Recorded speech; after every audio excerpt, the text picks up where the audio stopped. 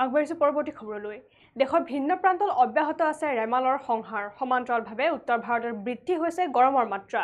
দেশৰ কেইবাখনো ৰাজ্যৰ গ্ৰীষ্ম প্ৰবাহে লৈছে বৰ্তমান সময়ত ভয়ংকৰ ৰূপ। উষ্ণতাই অতিক্ৰম কৰিছে বৰ্তমান 50 ডিগ্ৰী চেলছিয়াছ। এই বিষয়ৰ সন্দৰ্ভত জনাই যাম সবিশেষ। দেশৰ ভিন্ন প্ৰান্তত অব্যাহত ৰেমালৰ সংহাৰ। সমান্তৰালভাৱে উত্তৰ ভাৰতৰ বৃদ্ধি গৰমৰ মাত্ৰা। দেশৰ কেইবাখনো ৰাজ্যৰ গ্ৰীষ্ম প্ৰবাহে লৈছে ভয়ংকৰ ৰূপ। উষ্ণতাই অতিক্ৰম কৰিছে 50 ডিগ্ৰী চেলছিয়াছ। 48 ঘণ্টাত হিটষ্ট্ৰ'কত আক্ৰান্ত কেইবাজনো লোক। বিহাৰত হিটষ্ট্ৰ'কত মৃত্যু হৈছে 60জনৰো অধিক লোক। আনহাতে ঔৰংগাবাদ জিলাত 2 ঘণ্টাত মৃত্যু হয় 16 জনৰ। মৃতকসকলৰ ভিতৰত 10জনে নিৰ্বাচনৰ লগত জড়িত চৰকাৰী কৰ্মচাৰী। ৰাজ্যসমূহৰ ভিতৰত বিহাৰত মৃত্যুৰ সংখ্যা সৰ্বাধিক। ইতিমধ্যে তীব্ৰ গ্ৰীষ্ম প্ৰবাহৰ বাবে সতৰ্কবাণী জাৰি কৰা হৈছে বতৰ বিজ্ঞান কেন্দ্ৰৰ তৰফৰ পৰা।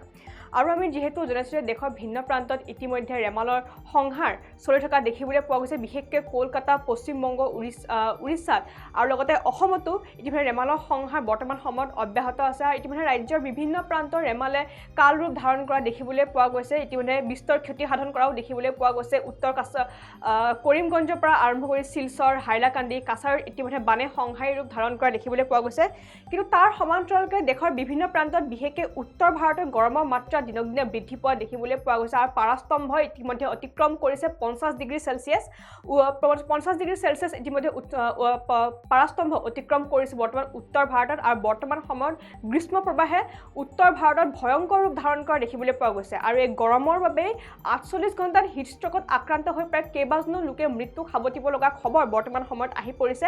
আৰু এই মৃত্যুৰ সৰ্বাধিক হাৰ হৈছে বিহাৰত। বৰ্তমান বিহাৰত হিটষ্ট্ৰ'কত মৃত্যু হৈছে 60জনৰো অধিক লোক। আৰু এই খবৰ বৰ্তমান সময়ত লাভ কৰা হৈছে। আৰু ইয়াৰ লগতে ঔৰংগাবাদ জিলাত বুধবাৰৰ দিনটোতে 2 ঘণ্টাত মৃত্যু হৈছে 16জনৰ লোক, অৰ্থাৎ 16জনকৈ লোকে ইতিমধ্যে 2 ঘণ্টাতে হিটষ্ট্ৰ'কত আক্ৰান্ত হৈ ঔৰংগাবাদ জিলাত মৃত্যু সাৱটিব লগা খবৰ বৰ্তমান সময়ত আহি পৰিছে।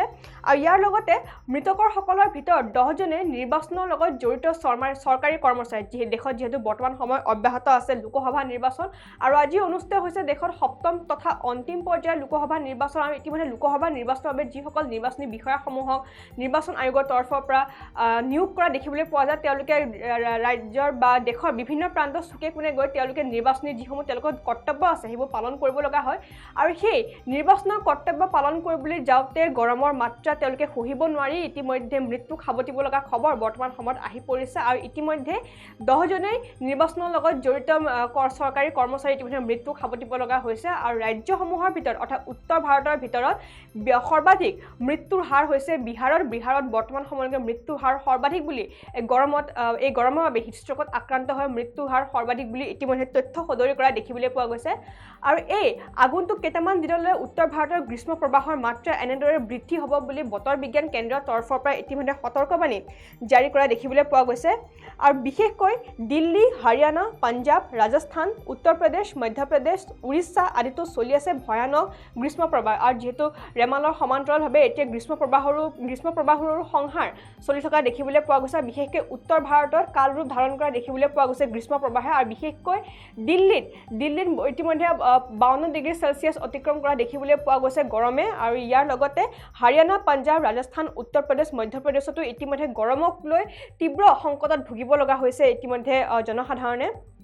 বুধবাৰৰ দিনটোতে ঔৰংগাবাদ জিলাত 2 ঘণ্টাতে মৃত্যু হয় 16জনৰ, অৰ্থাৎ হিটষ্ট্ৰ'কত আক্ৰান্ত হৈ 16জন লোকে ইতিমধ্যে মৃত্যু সাৱটিব লগা হৈছে। আৰু আমি যিহেতু জনাইছোঁ এই মৃতকসকলৰ ভিতৰত 10জনে নিৰ্বাচনৰ লগত জড়িত চৰকাৰী কৰ্মচাৰী আছিল। আৰু এখন চৰকাৰী বিদ্যালয়ৰ হিটষ্ট্ৰ'কত আক্ৰান্ত হৈছে 16গৰাকী শিক্ষাৰ্থী। অকল বেলেগ চৰকাৰী কৰ্মচাৰীসকলেই নহয়, সৰু সৰু কণ শিশু ইতিমধ্যে হিটষ্ট্ৰ'কত আক্ৰান্ত হোৱা খবৰ বৰ্তমান সময়ত আহি পৰিছে। আৰু এই ৰাজ্যসমূহৰ ভিতৰত বিহাৰৰ মৃত্যুৰ সংখ্যা বৰ্তমান সময়ত সৰ্বাধিক, অৰ্থাৎ হিটষ্ট্ৰ'কত আক্ৰান্ত হৈ মৃত্যু হোৱা লোকৰ সংখ্যা বৰ্তমান বিহাৰত সৰ্বাধিক বুলি জানিব পৰা গৈছে। আৰু ইতিমধ্যে বিহাৰত হিটষ্ট্ৰ'কত আক্ৰান্ত হৈ 60জনৰো অধিক লোকে ইতিমধ্যে মৃত্যু সাৱটিব লগা হৈছে। তাৰ সমান্তৰালকৈ উৰিষ্যাত গ্ৰীষ্ম প্ৰবাহৰ ফলত 30গৰাকী লোকৰ ইতিমধ্যে মৃত্যুৰ খবৰ বৰ্তমান সময়ত আহি পৰিছে।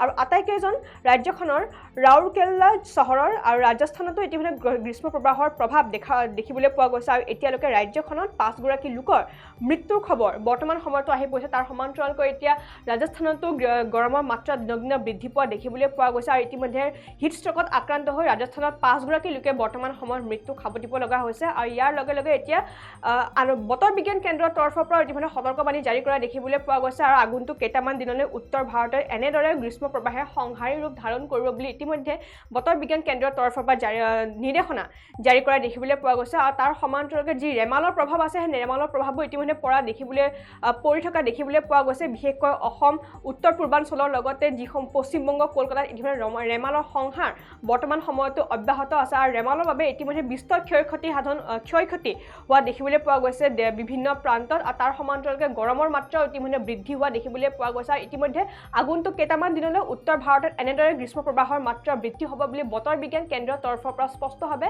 জাৰি কৰা দেখিবলৈ পোৱা গৈছে